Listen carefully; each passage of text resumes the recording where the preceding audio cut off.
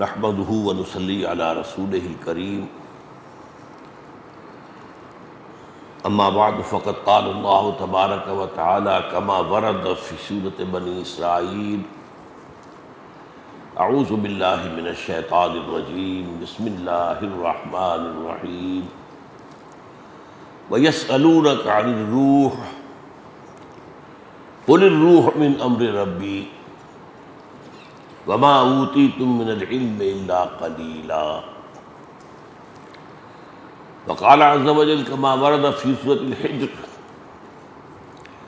وَإِذْ قَالَ رَبُّكَ لِلْمَلَائِكَةِ إِنِّي خَالِقٌ بَشَرًا مِّن صَلْصَالٍ مِّنْ حَمَإٍ مَّسْنُونٍ فَإِذَا سَوَّيْتُهُ وَنَفَخْتُ فِيهِ مِن رُّوحِي فَقَعُوا لَهُ سَاجِدِينَ وقال عز وجل كما ورد في سورة صاد وَإِذْ قَالَ رَبُّكَ لِلْمَلَائِكَةِ إِنِّي خَالِقٌ بَشَرًا مِّن طِينٍ فَإِذَا سَوَّيْتُهُ وَنَفَخْتُ فِيهِ مِن رُّوحِي فَقَعُوا لَهُ سَاجِدِينَ صدق اللہ العظیم رب اشرح لي صدري ويسر لي امري واحلل عقدة من لساني يفقهوا قولي اللهم ربنا الهمنا رشدنا واعذنا من شرور انفسنا اللهم ارنا الحق حقا وارزقنا اتباعه وارنا الباطل باطلا وارزقنا اجتنابه آمین یا رب العالمین۔ رمضان مبارک کے سلسلے میں جو گفتگویں ہوتی رہیں اس سال،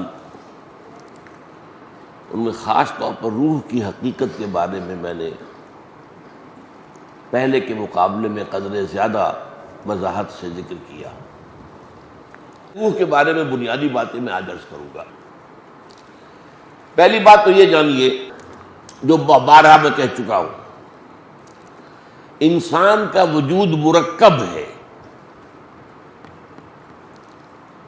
اور اس کے دو حصے ہیں، ایک اس کا وجود حیوانی ہے، ایک وجود روحانی ہے۔ وجود حیوانی جسد اور جان دونوں پر مشتمل ہے، جسم اور اس میں جان۔ وجود روحانی اپنی جگہ ایک مستقل شخصیت ہے۔ اب یہ بھی جان لیجئے، جو میں نے شعر بارہا آپ کو سنایا ہے، اس حقیقت کو آج سے سینکڑوں سال پہلے کس خوبصورتی سے شیخ سعدی نے بیان کیا۔ آدمی زادہ طرفہ معجون است از فرشتہ سرشتہ وز حیوان۔ یہ آدم ذات جو ہے یہ عجیب مرکب وجود کا حامل ہے، اس میں فرشتہ بھی موجود ہے اور حیوان بھی موجود ہے۔ روح جو ہے اسے آپ کہہ سکتے ہیں فرشتے کی بہن ہے، ان کا مادہ تخلیق ایک ہی ہے، نور۔ ملائکہ بھی نور سے پیدا کیے گئے اور ارواح انسانیہ بھی۔ اس اعتبار سے آدمی زادہ طرفہ معجون از فرشتہ سرشتہ وز حیوان۔ اور ایک اور شاعر نے کہا ہے بہت خوبصورت انداز میں، روح کے بارے میں کہنے یا اس کو کسی اور طرف بھی لے جایا جا سکتا ہے، وہ اس سے میں ابھی جانا نہیں چاہتا۔ جان نہاں در جسم او در جان نہاں، اے نہاں اندر نہاں اندر نہاں۔ جان ہمارے جسم میں چھپی ہوئی ہے، کہاں ہے؟ دیکھی کسی نے؟ موت کے وقت نکلتے دیکھا اس کو؟ کہاں ہے؟ ہم نے ڈسیکشن کی تھی میڈیکل کالج میں فرسٹ ایئرس میں، تو ہمیں تو کہیں جان جو ہے پتہ نہیں چلا کہاں ہوتی ہے جان۔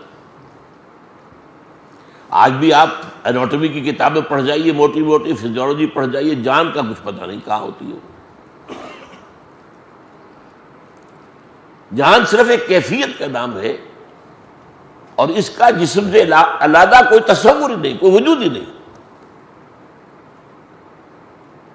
سمجھ رہے میری بات کو؟ جان جسم کی ایک کیفیت کا نام ہے اور اس جسم کے علاوہ اس کا کوئی وجود نہیں۔ روح ایک بالکل انڈیپینڈنٹ شخصیت ہے، اس کا اپنا مستقل وجود ہے۔ اس کا اپنا تشخص ہے، اس کا مادہ تخلیق اور ہے. یہ جسد مٹی سے آیا ہے، روح آسمان سے آئی ہے، اللہ کے پاس سے آئی ہے. زمین و آسمان کا فرق ہے. تو شاعر کہہ رہا ہے کہ جان نہاں در جسم، جان جو ہے ہماری جسم میں پنہا ہے، چھپی ہوئی ہے. او در جان نہاں، اس جان کے اندر ایک اور جان ہے، وہ روح ہے. اے نہاں اندر نہاں، اندر نہاں، اے وہ شے کہ جو چھپی شے کے اندر چھپی ہوئی. اچھا اب دیکھیے، ہمیں اس حیوانی وجود کو اللہ نے علم کے حصول کے کیا ذرائع دیے ہیں. آنکھ سے دیکھو، کان سے سنو، چکھو، سونگھو، ٹچ کرو. ان کو کہتے ہیں 5 حواس خمسہ. ان حواس خمسہ سے جو معلومات فراہم ہوئی، یہ یہاں پر ہمارے اس کھوپڑی کے اندر ایک کمپیوٹر رکھا ہوا،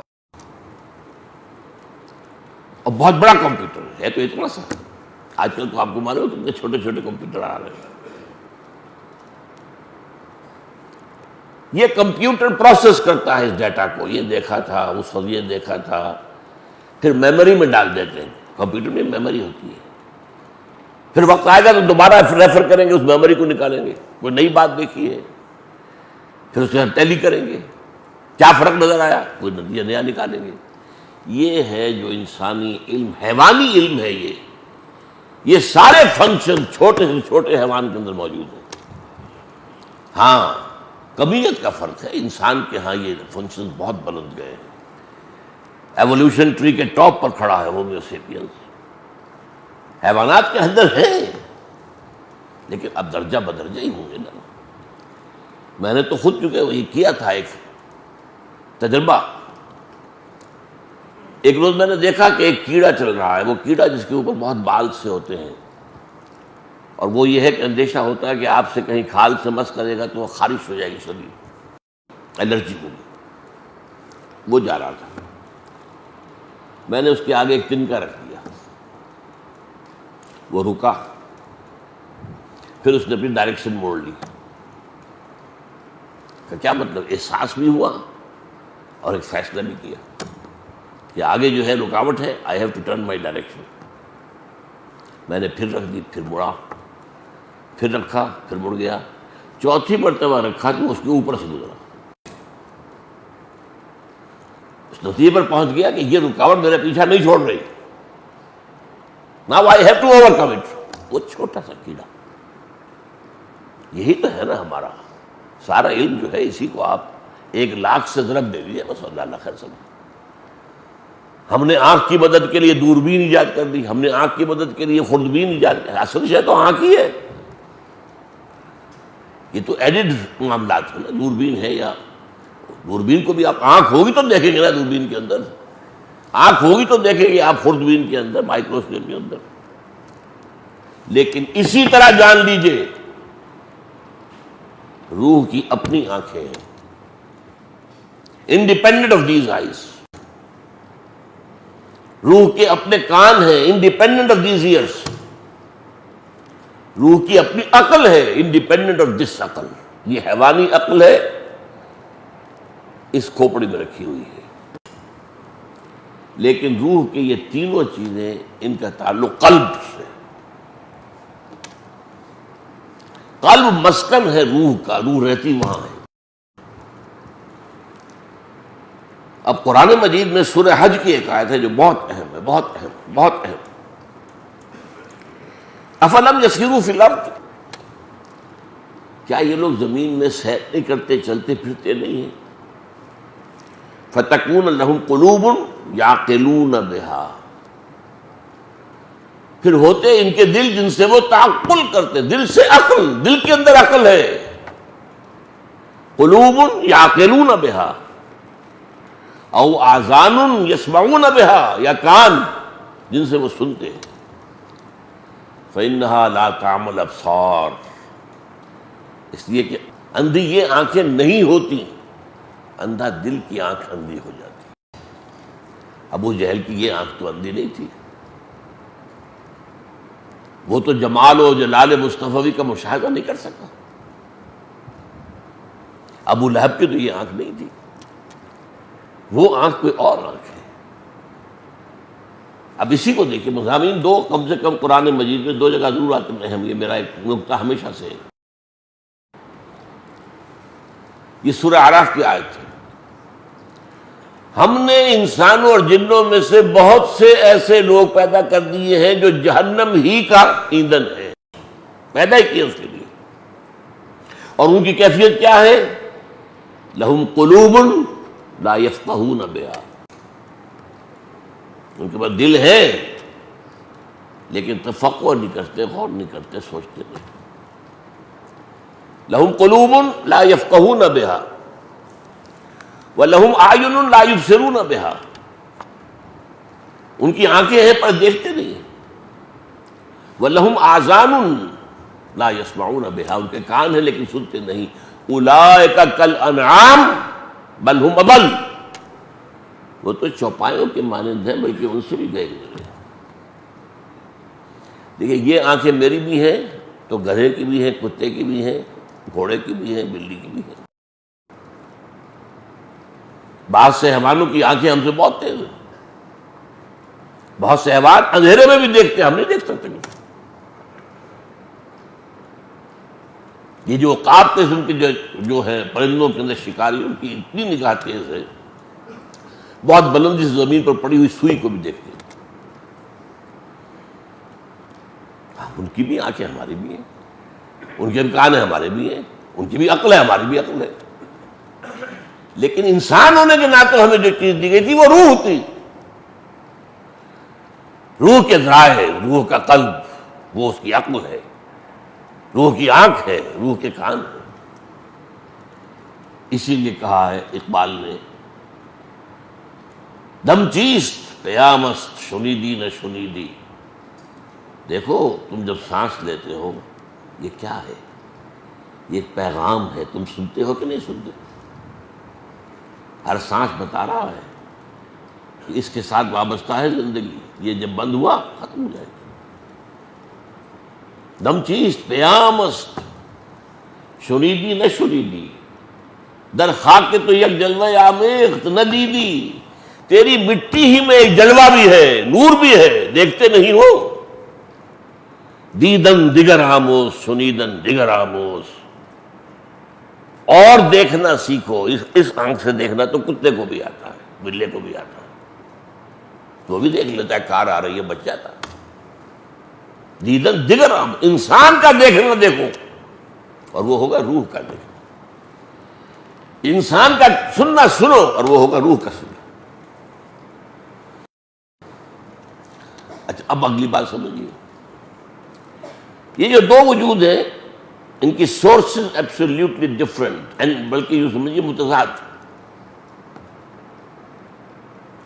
حیوانی وجود اور وجود کے معنی جسم جمع جان، ان کا بریکٹ کر دیجیے، دو الگ چیزیں نہیں ہیں، وہ مٹی سے بنے۔ اور یہ وہ نقطہ ہے جو سائنس اور مذہب میں متفق علیہ ہے، سائنس بھی یہی کہتی ہے اور اللہ کی کتاب بھی یہی کہتی ہے۔ روح اس کا اس خاک سے کوئی تعلق نہیں، وہ عالم امر سے آئی ہے، بلندیوں سے آئی ہے، وہ امر رب ہے، وہ اللہ کے پاس سے آئی ہے۔ زمین و آسمان کا فرق ہے۔ اب اس کے دو تقاضے اس کے ضمنی طور پر سمجھ لیجیے۔ ہمارے جسد حیوانی کو جو طاقت چاہیے، قوت، اس کے لیے جو غذا چاہیے، کہاں سے آتی ہے؟ جہاں سے جسد حیوانی آیا، گندم آ گئی، چاول آ گئے، سبزیاں آ گئیں۔ بکری کا گوشت کھایا تھا تو بکری کو نے کیا کھایا تھا؟ بیری کے پتے کھائے تھے اور کوئی گھاس پات کھایا تھا؟ The ultimate source is earth, crust of the earth. روح کو بھی کی ضرورت ہے انرجی کی. اس کا تغذیہ اور تقویت کلام ربانی سے ہے.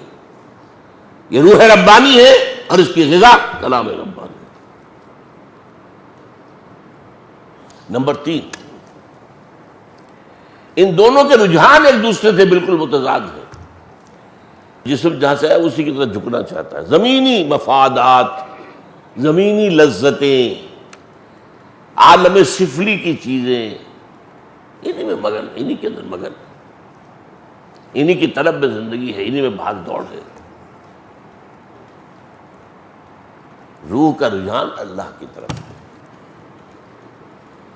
وہ جو ہم نے آیت پڑھی روزے اور رمضان کے ذکر میں، وَإِذَا سَأَلَكَ عِبَادِي عَنِّي فَإِنِّي قَرِيبٌ. آپ سوچتے رہیے کہ آخر یہ سادھو لوگ کیا کرتے تھے جا کر کئی سال تک برف سے ڈھکی ہوئی چوٹیوں پہ یہ تپسیا کائے کے لیے کرتے تھے؟ ہمارے ہاں بھی اولیاء اللہ نے، صوفیاء نے بڑی بڑی ریاضتیں کی، بہت بڑی بڑی ریاضتیں. کس کی تلاش میں؟ اللہ کا قرب تلاش کرنے کے لیے. یہ اصل میں یہ روح جو ہے یہ اللہ کا قرب چاہتی ہے. اور عربی زبان کا ایک مقولہ ہے بڑا پیارا، کل شیء یرجع الی اصلہ، ہر شے اپنی اصل کی طرف لوٹتی ہے. جسم یہاں گیا تو یہی جائے گا. منہا خلقناکم وفیہا نعیدکم ومنہا نخرجکم تارۃ اخری. روح انا للہ وانا الیہ راجعون. روح زمین میں دفن نہیں ہوتی، نہ یہ زمین کی شہ ہے نہ زمین میں جائے گی. اب دیکھیے میں نے ایک آیت تو آپ کو سنائی، یسألونک عن الروح، سورہ بنی اسرائیل کی. اے نبی یہ لوگ آپ سے روح کے بارے میں پوچھتے ہیں. قل الروح من امر ربی وما اوتیتم من العلم الا قلیلا. اے نبی ان سے کہہ دیتے روح میرے رب کا امر ہے، لیکن تمہیں علم میں سے سوائے تھوڑے حصے کے کچھ نہیں ملا ہے. تمہارے لیے خاص طور پر ان بحثوں میں الجھنا صحیح نہیں ہے. یہ بات سمجھ لیجئے، یہ ابدی قاعدہ نہیں ہے. قرآن مجید کا اولین مخاطب جو طبقہ تھا، جو قوم تھی، وہ فلسفی نہیں تھی، وہ پڑھی لکھی نہیں تھی، وہ تو امی، ان پڑھ، کوئی کتاب نہیں تھی ان کے پاس. ان کو اس طرح کے جھمیلوں میں قرآن نے ڈالا ہی نہیں، ان گہرائیوں کی طرف. اب جیسے کہ ایک آیت ہے سورہ حدید کی، هو الاول والآخر والظاہر والباطن. سوچتے رہیے، امام راضی کھڑا ہوا ہے، معلوم ہوتا ہے کہ سخت دہشت زدہ ہے، دہشت زدہ ہے، ہیبت زدہ ہے. اعلم ان ھذا المقام مقام غامض عمیق مہیب. جان لو یہ مقام ہوشیار کہ رہ بردم تیز قدم را. ہوشیار ہو جاؤ کہ اس وقت تمہارا قدم جو ہے تلوار کی دھار پر ہے. یہ آیت وہ ہے. عام ہمارے مفسرین گزر جاتے اور عوام کیا سمجھیں گے اس کو. تو یہ بات سمجھ لیجئے کہ روح ہے لیکن اس کی تفسیر قرآن نے نہیں بتائی. البتہ وہ اشارات ہیں سوچنے والوں کے لیے ہے. سب سے پہلا اشارہ کیا ہے؟ اس روح انسانی کو اللہ نے اپنی ذات سے منسوب کیا. اس سے بڑی بات کیا ہوگی؟ 2 آیتیں میں نے آپ کو سنائی ہیں، سورہ حجر 14ویں پارے میں اور سورہ صاد 23ویں پارے میں. وَإِذْ قَالَ رَبُّكَ لِلْمَلَائِكَةِ إِنِّي خَالِقٌ بَشَرًا مِّن صَلْصَالٍ مِّنْ حَمَإٍ مَّسْنُونٍ. اور یاد رکھو جب کہ کہا تھا تیرے رب نے صلی اللہ علیہ وسلم فرشتوں سے، میں سنے ہوئے گارے سے جو خشک ہو کر کھنکھنا رہا ہے ایک بشر بنانے والا ہوں. اب عجیب نوٹ کیجئے، قرآن نے 6-7 الفاظ استعمال کیے. تراب مٹی، تین مٹی اور پانی کو ملا دیں گارا بنا، وہ تین ہے، تین لازم، وہ تغاری جو آپ نے گارے کی بنائی تھی اس میں تھوڑی سی توڑی ڈال دیجئے، اس میں ڈھیس اٹھے گا۔ کچے گھر جو ہے لیپے جاتے ہیں پوتے جاتے ہیں اس گارے سے، اس میں جب لیس اٹھتا ہے تبھی تو پلسٹر کھائی رہتا ہے، ورنہ وہ پلسٹر پھٹ جائے گا، عام گارا تو نہیں کر سکتا ہوں۔ پھر وہ پڑا رہے تو اس میں سڑانگ پیدا ہو جائے گی، بدبو آئے گی، پھر اگر سوکھ گیا کھنکھنانے لگے گا۔ یہ 6 الفاظ آئے، من تراب، من طین، من تین لازب، من حمأ مسنون، من صلصال کالفخار، من صلصال من حمأ مسنون۔ اب یہاں دیکھیں، یہاں بھی 2 الفاظ آئے ہیں۔ سورہ ہجر میں نے بتا دیا خالق بشرا من صلصال من حمأ مسنون۔ سورہ صاد میں فرمایا وَإِذْ قَالَ رَبُّكَ لِلْمَلَائِكَةِ إِنِّي خَالِقٌ بَشَرًا مِّن طِينٍ دارا۔ پھر دونوں جگہ کیا الفاظ ہیں، یہ ہے اصل شے، فَإِذَا سَوَّيْتُهُ وَنَفَخْتُ فِيهِ مِن رُوحِي فَقَعُوا لَهُ سَاجِدِينَ۔ تو جب میں اسے تیار کر دوں اور پھر اپنی روح میں سے اس میں پھونک دوں تو گر پڑنا اس کے سامنے سجدے۔ یہ ہے اس روح انسانی کی نسبت۔ اب یہاں علماء احتیاط کرتے ہیں کہ آپ یہ نہ کہ یہ اللہ کی روح ہے، اللہ کی روح میں سے، اللہ کی شان کے یہ شایان شان نہیں ہے کہ اس میں سے کوئی چیز نکلے، حالانکہ یہ بات صحیح نہیں ہے۔ کلام بھی تو اللہ کی ذات میں سے نکلتا ہے، کہاں سے نکلتا ہے؟ قرآن اللہ کا کلام کہاں سے نکلا؟ خرج من ایل، ایک حدیث میں الفاظ آئے خرج من ایل۔ اللہ تعالیٰ کی خدمت میں تحفہ اس سے بہتر کوئی پیش نہیں کیا جا سکتا جو خود اس کے اندر سے برآمد ہوا ہے۔ قرآن پڑھو کھڑے ہو کر خوشرانی کے ساتھ، سناؤ اللہ، جیسے اللہ کے رسول کہتے تھے، فرمائش کر کے مجھے سناؤ قرآن۔ اور عبداللہ ابن مسعود کہتے ہیں میں نے کہا حضور میں آپ کو سناؤں، آپ پر تو قرآن نازل ہوا ہے۔ فرمایا ہاں لیکن مجھے دوسروں سے سن کر کچھ اور ہی لذت محسوس۔ اللہ بھی سنے گا، حدیث میں ہے قیامت کے دن جو عالم باعمل ہوگا، جو اللہ کے دین کی شرطوں کو پورا کرتا ہوگا اور پھر بہت اچھا خوش رہان قاری بھی ہوگا، اللہ فرمائیں گے قرات کرتے رہو کرتے رہو کرتے رہو، جب تک کرتے رہو گے تمہارے درجے بلند سے بلندتر ہوتے چلے جائیں گے۔ ہونا ہے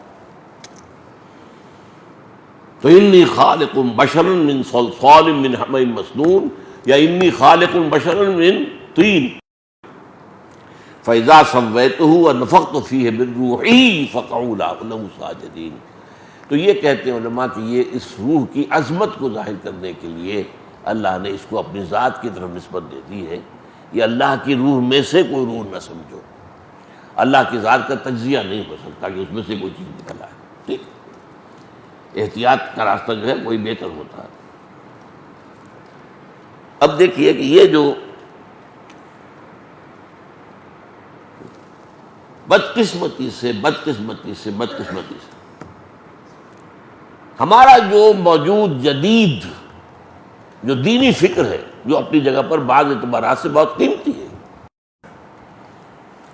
مثلا یہ کہ جدید دینی فکر نے یہ واضح کیا کہ اسلام صرف مذہب نہیں ہے، دین ہے۔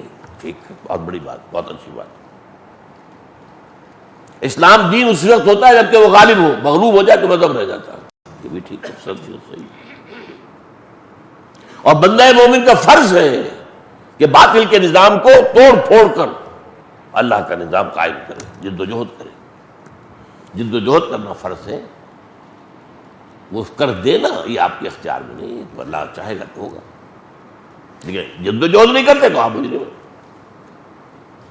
اس جد و جہد کے لیے التزام جماعت لازم ہے، جماعت کے بغیر تو کام ہو ہی نہیں سکتا۔ اب یہ دینی فکر ہے،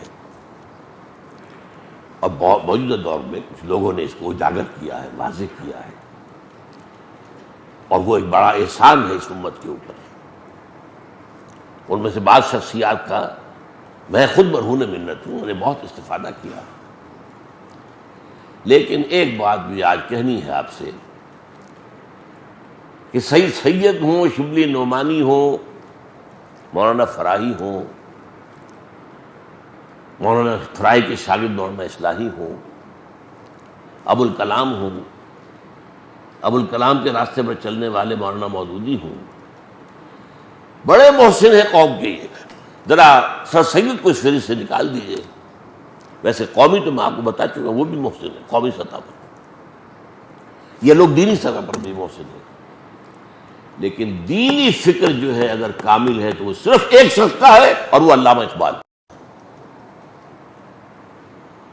باقی جو گنوائے ہیں آپ کو یہ مانتے ہی نہیں کہ روح بھی کوئی الگ شے ہے، وہ سمجھتے بس جان اور روح ایک ہی شے ہے.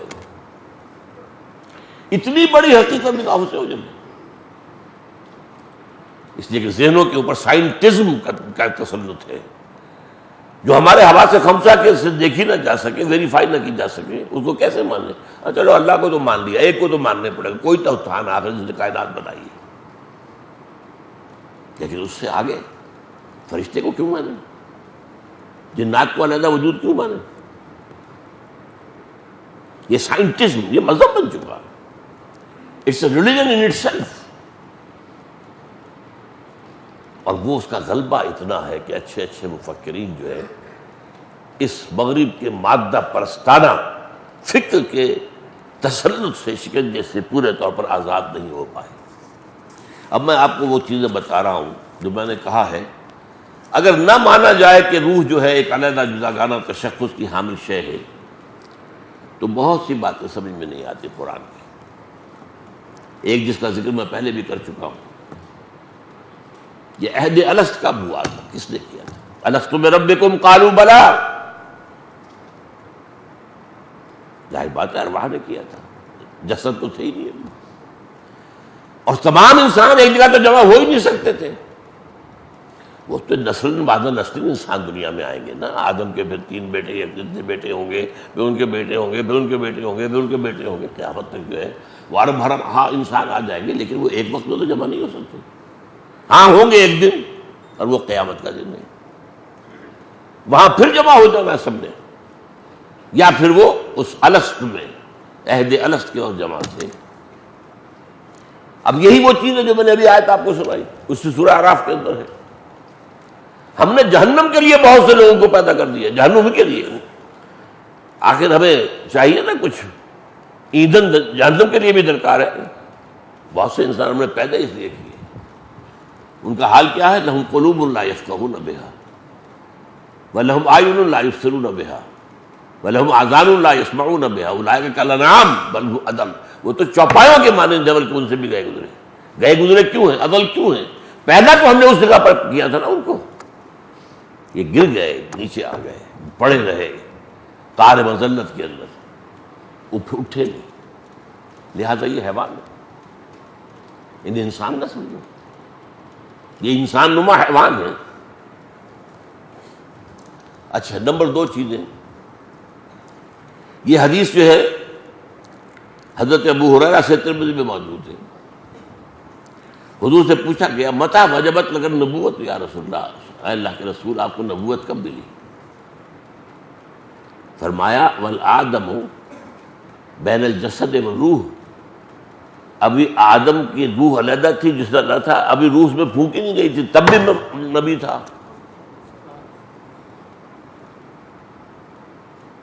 کون تھا نبی؟ محمد ابن عبداللہ ابن عبد المطلب. یہ تو بہت عرصے بعد، 10-12 ہزار سال بعد آئیں گے دنیا میں. ان کی تو ولادت ہوگی آمنہ کے بطن سے اور عبداللہ کے صلب سے. یہ کون ہے؟ وہ روح ہے، روح محمدی. اور اسی کو ایک اور حدیث میں نور محمدی کہا گیا. بدقسمتی سے ہمارے ہاں ایک طرف جو بریلوی مکتب فکر کے لوگ ہیں انہوں نے سارا جو ہے ڈیرا ہی لگا رکھا اس پر، اور ایک طرف دوسرے لوگ ہیں وہ اس کا انکار مطلق کرتے ہیں. حالانکہ لفظ آیا ہے نور، قرآن کو بھی نور کہا گیا اور جو ہے روح کو بھی نور کہا گیا. روح محمدی، نور محمدی. یہ حدیث جو ہے حضرت جابر بن عبداللہ رضی اللہ تعالیٰ عنہ سے، حدیث کی کتاب مصنف عبد الرزاق اس میں مطلوب ہے. حضرت جابر نے پوچھا حضور اللہ نے سب سے پہلے کس شے کو پیدا کیا؟ بڑے عجیب انداز میں نے فرمایا نور و نبی کا یا جابر، نور و نبی کا یا جابر، اے جابر تمہارے نبی کے نور کو میں گیا۔ اب اس پر جو ردے چڑھا رکھے ہیں صوفیوں نے، ان کا میں مانتا نہیں ہوں۔ وہ کہتے ہیں اس نور سے سب ساری دنیا بن نہیں، ختم نہیں۔ وہ تو ارواح تمام انسانوں کی علیحدہ اس وقت بھی تھی، لیکن ارواح کے اندر بھی شان تھی۔ حضور کی جو روح ہے اس کی اپنی شان تھی، ابراہیم کی روح کی اپنی شان تھی، موسیٰ اور عیسیٰ کی ارواح کی اپنی اپنی شانیں تھیں، لیکن سب سے اونچی شان اور سب سے پہلے مخلوق اس عالم امر میں حضرت حضور صلی اللہ علیہ وسلم کی روح مبارک ہو، تو اس میں کون سا حرج کی بات ہے؟ کہاں کا شرک آ گیا اس میں؟ دیکھیے میں فرق کیا کرتا ہوں، ایک ایک بات علمی طور پر جاننا، ایک ہے شرک۔ ہم فرشتوں کو مانتے کہ نہیں کہ فرشتے موجود ہیں چاروں طرف؟ صحیح حدیث ہے، مجتمع قوم فی بیت من بیوت اللہ یتلون کتاب اللہ ویتدارسونہ بینہم الا، نہیں جمع ہوتے کچھ لوگ اللہ کے گھروں میں سے کسی گھر میں قرآن کو پڑھنے اور مذاکرہ کرنے میں، الا غشیتہم الرحمہ ونزلت علیہم السکینہ وحفتہم الملائکہ، لیکن ان کے اوپر اللہ تعالیٰ کی سکینت نازل ہوتی ہے، خشیت ان کو ڈھانپ لیتی ہے، اور فرشتے ان کے گرد گھیرا باندھ لیتے ہیں۔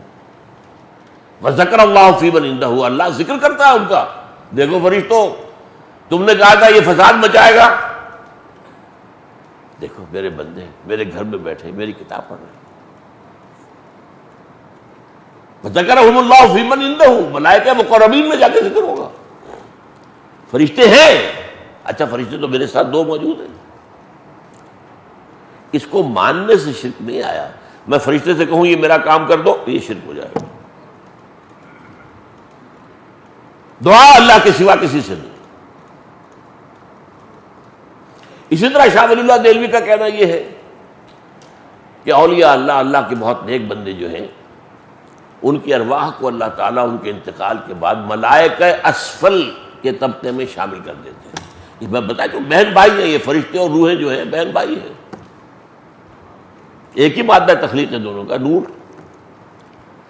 اولیاء اللہ کا انتقال جب ہو جاتا ہے تو اللہ ان کی ارواح کو ملائکہ اسفل، سب سے نچلے درجے کے ملائکہ، اونچے نہیں، یہ ان کے طبقات ہیں۔ سب سے نیچے والے ملائکہ وہ جو اس زمین کا کاروبار کنٹرول کر رہے ہیں، ملائکہ اسفل، ان میں شامل ہو جاتے ہیں، گویا کہ اللہ تعالیٰ کے سول سروس میں ریکروٹ ہو گئے۔ اس بات کو کوئی مانے نہ مانے اس کو اختیار ہے، لیکن اس کو شرک کہنا یہ ظلم ہے۔ ہاں ان کو پکارو گے وہ شرک ہو جائے گا، یا شیخ عبد القادر شیخ للہ یہ شرک ہے، اس میں کوئی شک نہیں۔ لا تدعوا مع اللہ احدا، ہرگز مت پکارو اللہ کے ساتھ کسی اور کو، پکارنا اس سے، تم دعا کرو اللہ سے۔ یہاں تک آتا ہے کہ حضور نے فرمایا کہ جوتی باندھنے کا تسمہ بھی اگر تمہیں چاہیے تو اللہ سے مانگے، اللہ مجھے دے دے۔ اور مجھے اس سے کیا غرض ہے؟ اللہ کسی فرشتے کو بھیج دے انسانی شکل میں، لے وہ تسمہ، کسی روح کو دے دے بھیج دے، وہ دے لو بھی لے لو، یہ مجھے غرض نہیں ہے، مجھے پکارنا اللہ، دعا ندا وہ اللہ۔ میں ابھی ذکر کر چکا ہوں اس میں کہ قیامت کے دن جو ہے تمام انسان پھر کھڑے ہوں گے اللہ کے سامنے، یوم یقوم الروح والملائکۃ صفا لا یتکلمون الا من اذن له الرحمن وقال صوابا۔ یہ سب آ گئے نا دوبارہ۔ دنیا میں تو یہ آئے تھے سیکوینس کے ساتھ، کوئی 8 سے 10,000 سال پہلے آیا تھا، کوئی 9,000 سال پہلے، کوئی 8,000 سال پہلے، وہ چلیے قریب، اور ابھی کوئی بہت سے وہ آنے ہیں، وہ ایک دم جمع ہو جائیں گے۔ سورہ کہف میں فرمایا، یہ نقشہ دیکھیے، نقشہ دیکھ لیجیے، اللہ کے آمنے صفے بنی ہوں گی، فرشتوں کی صفے اور ارواح انسانیوں کی صفے۔ ارواح کے بارے میں تو حدیث بہت بھی، الارواح جنود مجندہ، لشکروں کے معنی نہیں۔ اللہ فرمائے گا لقد جئتمونا کما خلقناکم اول مرہ، آ گئے ہو نا ہمارے پاس جیسے کہ ہم نے تمہیں پہلی مرتبہ پیدا کیا تھا۔ پہلی تخلیق تھی عالم امر میں، عالم ارواح میں، اور وہ بیک وقت سب کی تھی، بابا آدم سے لے کر آخری آدمی تک جو دنیا میں آئے گا سب کی ارواح کی۔ دوسری تخلیق ہوئی ہے مرحلہ وار، ہر شخص کی ماں کے پیٹ میں، جب وہ 120 دن کا جنین بن گیا، امبریو آف 120 days، ثم یرسل الملک فینفخ فیہ الروح، پھر فرشتہ بھیجا جاتا ہے جو اس میں روح ڈھونڈ دیتا ہے۔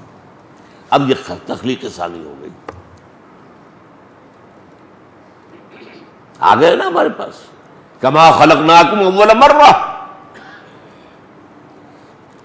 کہ جہنم میں جہنمی فریاد کریں گے اللہ سے، ربنا امتنا اثنتین واحییتنا اثنتین فاعترفنا بذنوبنا فہل الی خروج من سبیل۔ اے اللہ تو نے ہمیں 2 مرتبہ مارا، 2 مرتبہ زندہ کیا، اب ہم اپنے کوتاہیوں کا اعتراف کر رہے ہیں، تو یہاں سے نکلنے کا کوئی راستہ ہے کہ نہیں؟ 4-5 ادوار ہم پر آ چکے، ایک دور اور ہو جائے، ہمیں یہاں سے نکل کر مہلت دے دیں۔ اب یہ کون سے 2 اماتیں، کون سے 2 احیاء؟ پہلی تخلیق اول ہے، اماتہ نہیں ہے، وہ تو ابداع ہے، ارواح کو کریشن ایکس نہیلو، وداؤٹ کسی شے کے پیدا کیا گیا۔ اس کے بعد انہیں سلا دیا گیا عہد لینے کے بعد، وہ پہلی زندگی تھی، پہلی موت آ گئی۔ اب وہ پڑے ہیں کولڈ سٹوریج کے اندر۔ جب میرا جنین تیار ہوا تھا رحم مادر میں، میری روح لا کر ڈالتی کی، یہ احیاء اول ہو گیا۔ اب میں مروں گا، وہ اماتہ ثانی ہو جائے گا، پھر اٹھایا جائے گا، وہ احیاء ثانی ہو جائے گا۔ اس کے بعد کیا ہوگا؟ شروع میں کیا تھا؟ انا للہ، پھر کیا ہوگا؟ انا الیہ راجعون۔ اب یہ آیت کیسے سمجھ میں آئے گی اگر یہ معلوم نہ ہو کہ روح اور شے ہے، جان اور یہ جسم و جان ہے، اس کا مرکب بالکل مختلف ہے۔ اچھا، قرآن میں پھر وہی بات کہ اہم بات کم سے کم 2 دفعہ ضرور آئے گی۔ سورہ بقرہ کے 30 رکوع میں بھی یہ بات موجود ہے، کیف تکفرون باللہ وکنتم امواتا فاحیاکم ثم یمیتکم ثم یحییکم ثم الیہ ترجعون۔ یہاں صرف تخلیق کا ذکر نہیں ہے اور پہلی زندگی کا ذکر نہیں ہے، اس کے بعد موت کی شکل میں تھے نا۔ اس دنیا میں آنے سے پہلے آپ مردہ تھے، معدوم نہیں تھے، ہماری ارواح تھی، سوئی ہوئی تھی۔ کیف تکفرون باللہ، اللہ کا انکار کیسے کرتے ہو جبکہ تم مردہ تھے؟ فاحیاکم، یہ احیاء جو ہوا ہے پہلا، یہ ماں کے بطن میں ہوا ہے۔ ثم یمیتکم، پھر وہ تمہیں مارے گا، یہ اماتہ ثانی ہو جائے گا۔ ثم یحییکم، پھر تمہیں زندہ کرے گا۔ ثم الیہ ترجعون، پھر تم اس کی طرف لوٹ جاؤ گے۔ یہ ہے جو میں کہہ رہا ہوں کہ دین کی تعلیمات کا یہ خفی پہلو ہے، یہ فلسفیانہ پہلو ہے۔ ان چیزوں کو آج سمجھنا اس لیے ضروری ہو گیا ہے کہ بہت سے معاملات میں سائنس بہت آگے نکل گئی ہے۔ اب آپ کو سائنس اور دین کے درمیان، تعلیمات کے درمیان بڑے کلوز ریلیشن شپ کی ضرورت ہے۔ اب اس کے علاوہ اہم بات، قرآن یہ بھی کہتا ہے لقد خلقنا الانسان فی احسن تقویم،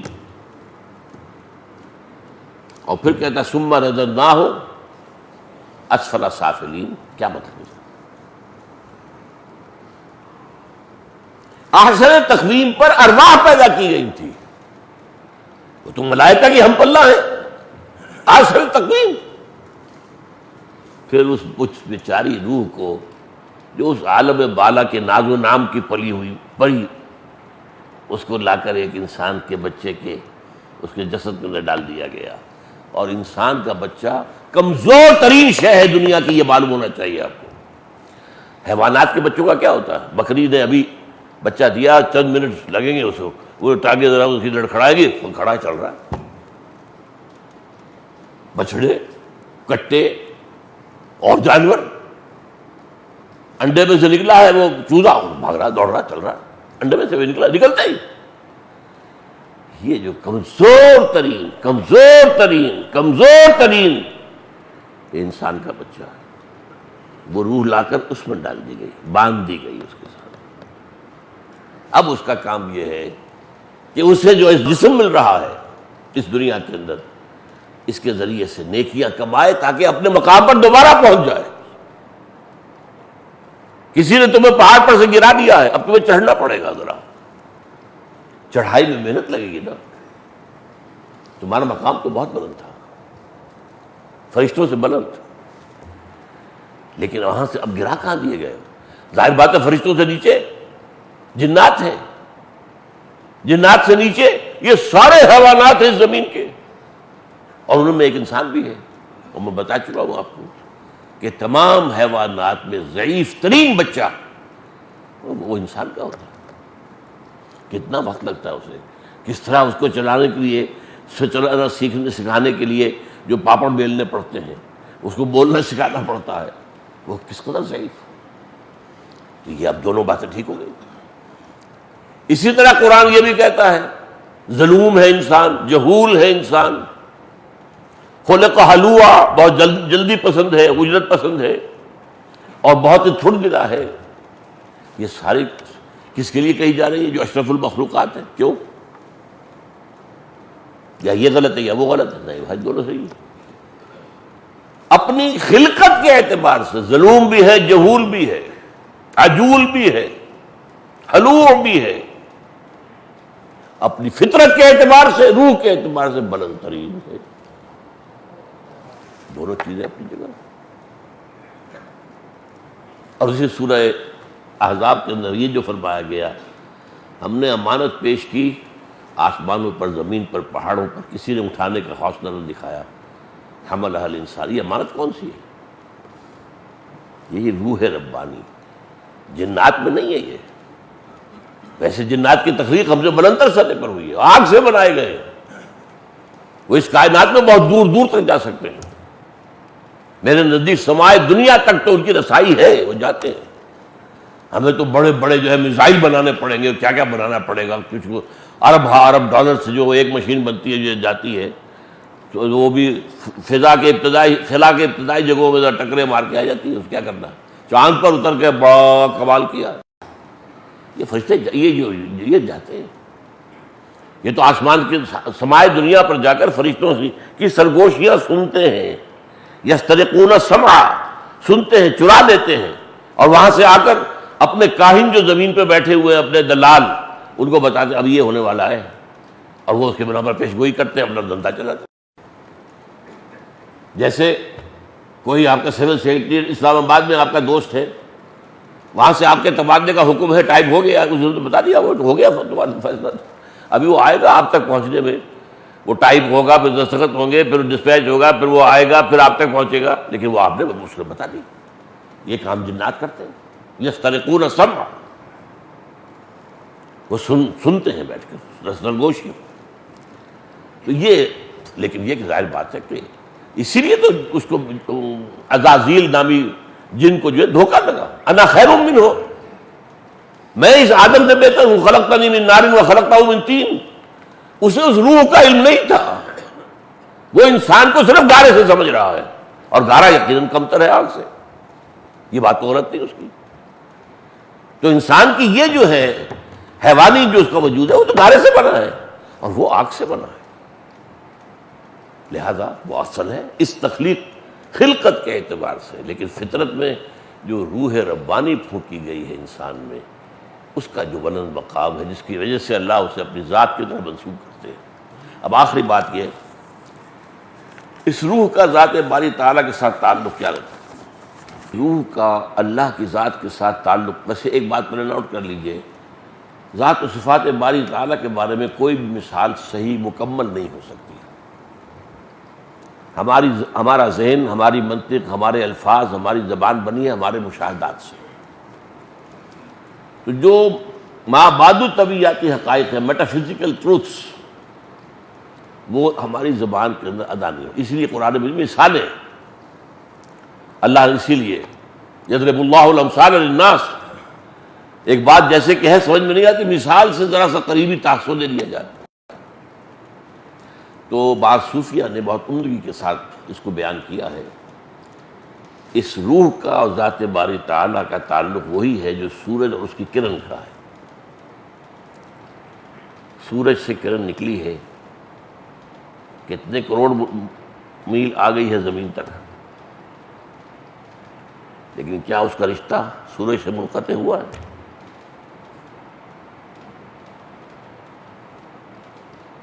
ایک اور بات مجھے یاد پڑتا ہے کہ ایک بڑے فزسٹ جو فزکس میں بہت بڑے ماہر انہوں نے بتائی تھی کہ یہ جو رے آف سن ہے یہ ہائپربولا کے انداز میں چلتی ہے، اسٹریٹ لائن میں نہیں آتی، یہ یوں ہو کے اگر تو درمیان میں کوئی شے آ گئی جس نے اسے جذب کر لیا تو ختم ہوئی، کنزیوم ہو گئی، ورنہ کوئی شے درمیان میں نہیں تو واپس چلی جائے گی سورج کے اندر۔ انا للہ و انا الیہ راجعون۔ تو جیسے یہ سورج کی کرن کا معاملہ اگر یہ صحیح ہے، میں آئی ایم ناٹ ڈیفینیٹ، کافی پرانی بات ہے یہ، لیکن فزسسٹ تھے، وہ فزکس کے بہت بڑے ماہر تھے، پروفیسر تھے، انہوں نے بتایا۔ تو اس حوالے سے یہ تعلق ہے بندے کا، بندے کی روح کا اللہ کی ذات کے ساتھ۔ اقول قولی ھذا واستغفر اللہ لی ولکم ولسائر المسلمین والمسلمات۔